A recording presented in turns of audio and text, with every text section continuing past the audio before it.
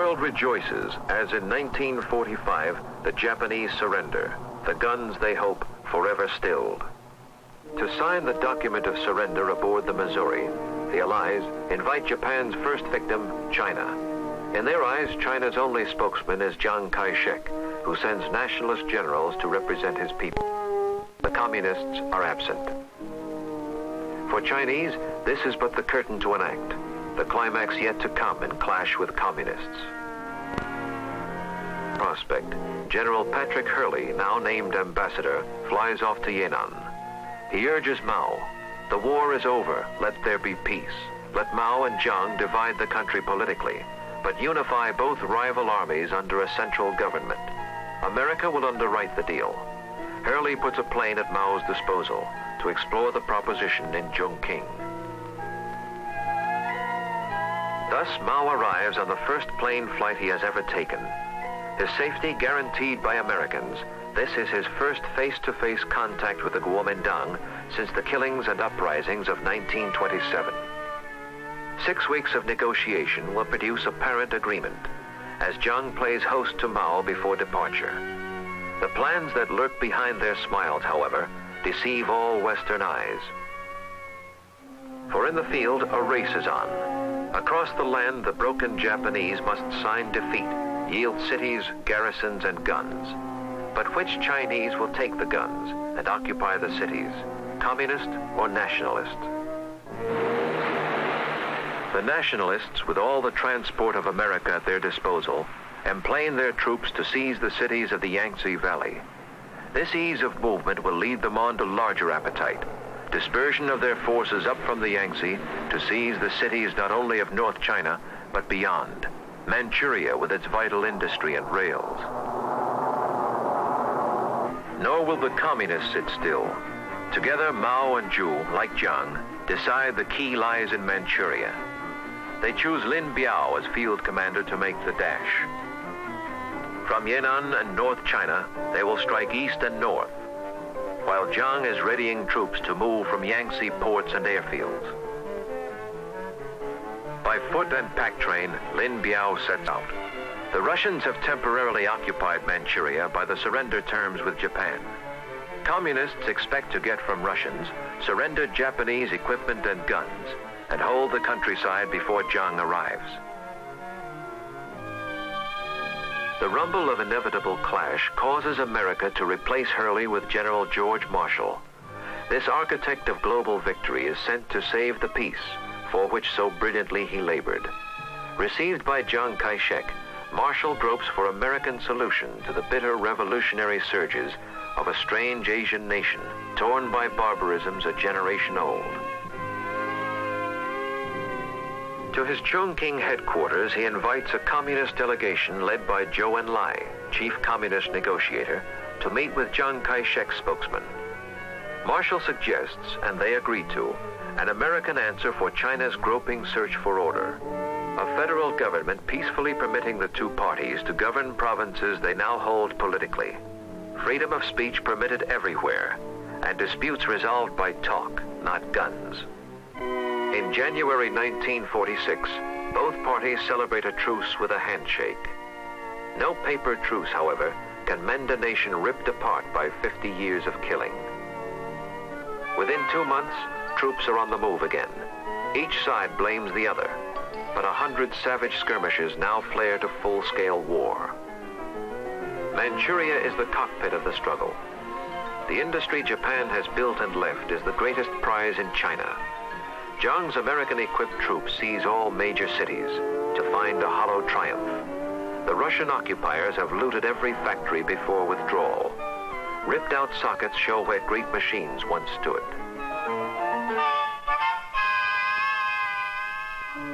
For Mao, the fighting in Manchuria is prelude to the climax of his theories. The day when guerrilla bands group into formal armies and shout frontal combat at a weary enemy. He fights for more than safety now. His ambition seeks to mold all China to his theories. In summer 46, Jiang returns his government to Nanking, and once again, as 17 years before, reports the victory of his cause at Sun Yat-sen's mausoleum. The fighting in the north is only distant thunder in the Yangtze Valley. American advisors urge he seize this moment to win the hearts and firm the loyalties of his people by new reforms. Thus, in Nanking, Jiang convenes a Congress to write a modern constitution, in one last try to govern China by the order Sun Yat-sen has preached. But the thrust of all his background is still military. His troops must win by force of arms. With American arms, he feels the communists can be crushed, but his troops dig in to garrison rail junctions, cities they have occupied. American advisors insist such static defense is major error. They say he pins down his best divisions where communist guerrillas will isolate them. Queen city of Jiang's victorious China is Shanghai, restored at last to Chinese rule, all foreigners' concessions wiped out. While battle flares in the northern provinces, Shanghai seems to thrive.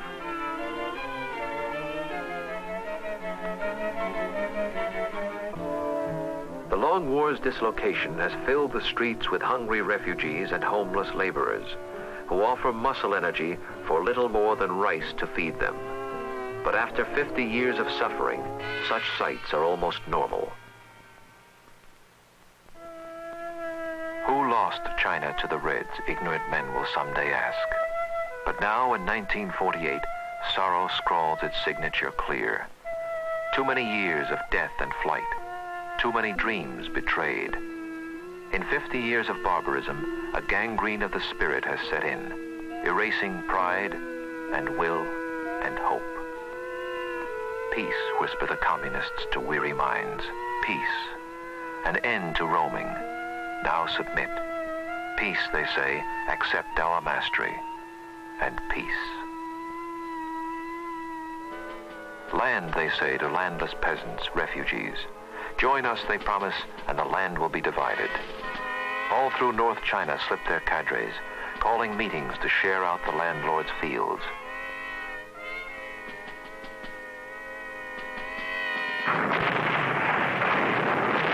In summer 1948, Mao makes his master move. Assault by frontal armies in Manchuria. Guerrilla bands emerge from hiding, form up in full divisions, equipped with captured tanks, artillery, and guns. Jiang's garrisons are isolated by ruptured railways, hostile peasants.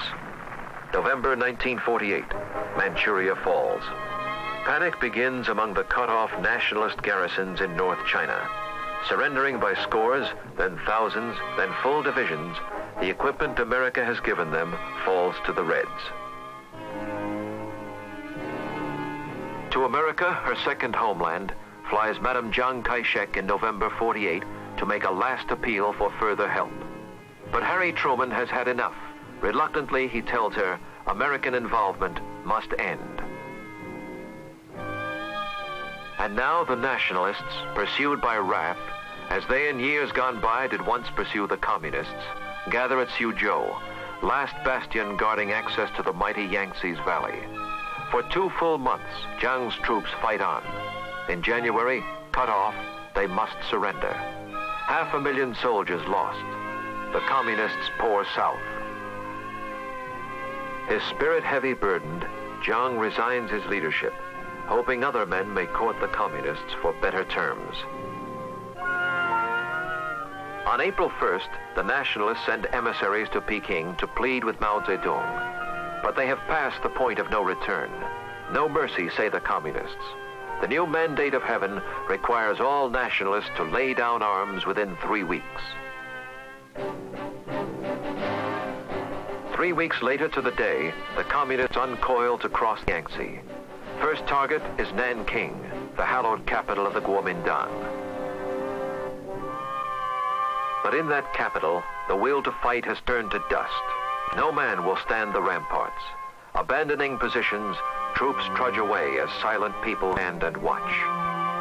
Too many warring armies have passed this desolate way to make them want to fight for any faith or any politics. No mainland refuge now remains, and fleeing nationalists embark what troops they can to cross the ocean for the island of Formosa. Shanghai hears the message clearly as foreign businessmen board up their shops. Go now, go quickly, for communism marches. Take what you can, but flee. In pell-mell haste, the Western powers evacuate the city they have built, for good and bad alike must leave. The businessmen come for profit, as well as missionaries come to heal, must say goodbye, as out the Yangtze steams the last of Western influence, and farewell to a century. May 27th, 1949. Down Shanghai's princely avenues, the pleasure boulevards of yesteryear, rolls the victorious red tide. In 6 more months, all China will submit. Red Star triumphant, hoisted over the world's most ancient nation. Silently, the crowds observe their newest conquerors. Such border barricades have separated not only bodies, but minds. Straining to hear, Westerners have tried to filter from escaping refugees and floating rumors the story of Mao's China. Despite a still continuing inner turmoil, nothing has shaken Mao's leadership. Adored as all but God, his triumphant revolution began by teaching that in America lay the world's arch evil. We are small militiamen, fighting U.S. imperialism. Uncle, we must grow up quick to liberate Taiwan. Taiwan became America's great Asian counterbase, and our ally, Chiang Kai-shek, was equipped to halt the tide of Asian communism. Time would sorely test this hope. Behind the walls of mainland China, the revolution struggled to find its way. In 1958, the Great Leap Forward crippled China's economy. In 1961, famine ravaged the land.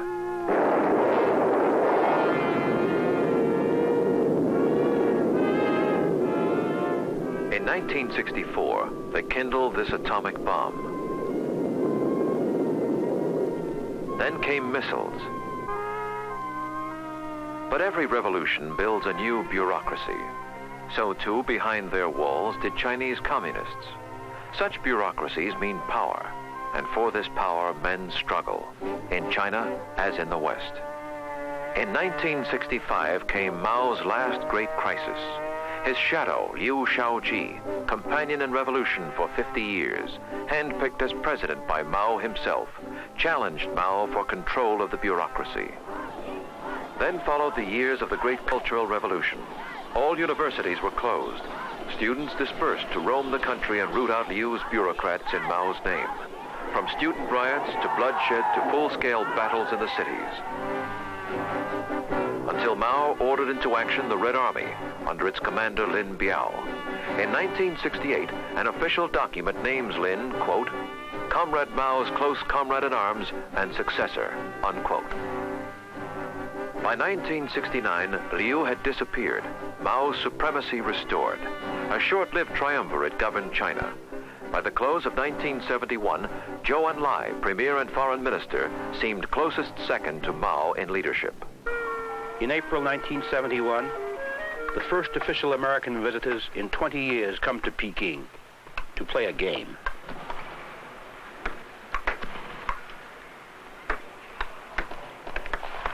This is not, however, a game only for table stakes. A much larger game is involved as dialogue between the world's two great powers resumes. We have a saying in the United States, too. Good friends can be found anywhere, and we welcome them to our country. In 1945, Zhou had asked that he and Mao Zedong be allowed to fly to America and present their case about the Chinese Civil War to President Harry Truman in Washington. They had been rebuffed. America's president did travel to meet Zhou. Good evening. I have requested this television time tonight to announce a major development in our efforts to build a lasting peace in the world. As I have pointed out on a number of occasions over the past 3 years, there can be no stable and enduring peace without the participation of the People's Republic of China and its 750 million people. Slowly, The sharp-cut silhouettes of black and white by which the Western view of China has been shaped, the images of good and bad, have melted into vivid, changing colors. Bicycles now crowd the streets of Peking, an indicator of clearly better times for ordinary Chinese. From wallboard bulletins like these, called Dazibao, Peking gets its freshest news, along with thought and doctrine from Mao Zedong. China's industry grows. From less than 2 million tons of steel capacity at the time of the communist takeover, China, it is said, now produces 8 times as much. In the fields, where 80% of all Chinese still work the soil, they share in communes, the land that communism promised them. Students are back in colleges, reopened after 5 years upheaval, but enrollments have been slashed. Here at Peking University, the roster has been cut from 9,000 to 2,600. Screened for political background and reliability, such students march no more to riots. To talk to such people is difficult, for translation itself betrays ideas with words. Example, we say individualism. In Chinese translation, it comes out 个人主义, which means every man for himself. Or our hallowed word liberty. In Chinese translation, it reads 自由, meaning self-will, with a connotation of reckless willfulness or license. Such ideas are alien to Mao.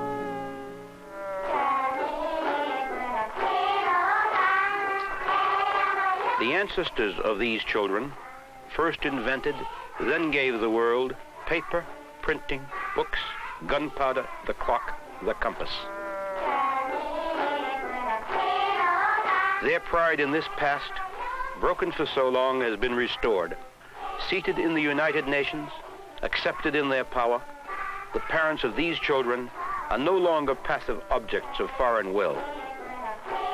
They act henceforward for themselves, and this they teach their children.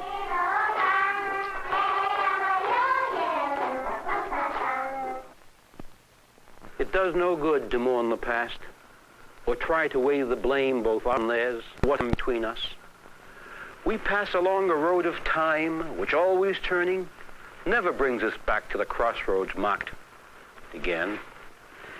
It was history, as we've seen, that shaped the mind of China to accept Mao's new order, just as history has shaped our mind in other ways.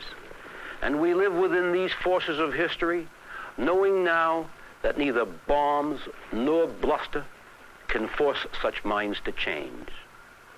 It must come otherwise.